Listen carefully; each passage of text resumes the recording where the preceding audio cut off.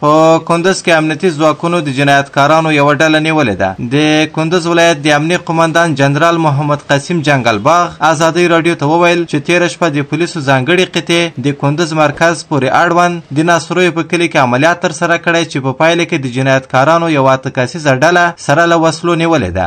یک گروه 8 نفری به سرکردگی قماندان شمسو متهم به چندین قتل‌های و سرقتان مسلحانه و دیگر جنایت هستند در یک عملیات قطعه خاص پلیس قندوز.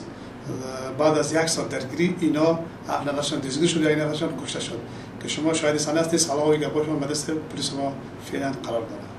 جنګلباغ زیاته کړه چې د عملیاتو په جریان کې دغې وسلوالې ډلې له پولیسو سره جګړه کړې چې په نتیجه کې یو کس وژل شوی او 7 تنه ژوندي نیول شوي دي. بلې خواته نن سهار د کندز امنیې قمندانۍ ته یو شمېر خلک راغلي وو او له امنیتي چارواکو څخه یې وغوښتل څو دغه کسان اعدام کړي. دغه کسانو ادعا کوله چې همدې نیول شوو کسانو د دوی د کورنۍ غړي وژلي دي. یوه سپین ږیري او یوې مېرمنې له ازادۍ راډیو سره په خبرو کې داسې وویل: نه حق او ناروا یې ورته په چوډو وکړل، غار یې کړ، بیا یې په ګیرونو په مرمۍ باندې وتل. دا ولې دا قاتلان داسې راځي او پیسې خلک خوري او بیرته خوشي کوي چې نیم مړه کوي، خو بندیان خو دې کې ولې داسې حال په موږ وروره راغلی د ذاتي کوي. موږ خو در بدر دا د ما واړه بچیان څوک ساتي؟ دا د څوک ساتي؟ دا څنګه دا ولې داسې کار کوي؟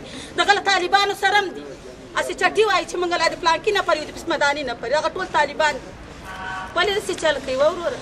سه نواسای ما رزق نکرده او دو بچه ما کشته، یک نواسای ما کشته. دولت که بکشه غرغره کنه.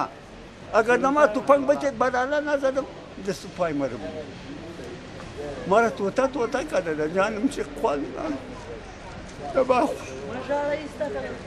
کارپوهان بیا وایي څو چې په دولتي ارګانونو کې د مجازات او مکافات سیستم رامنځته نه شي، همدارنګه پر جنایتکارو ډلو او تروریستانو باندې پرته له سیاسي او ټولنیزو روابطو یو شانته قانون پلی نه شي، په هیواد کې امن او ثبات راوستل ناشونی کار دی. اجمل آریان، ازادۍ راډیو، کندز.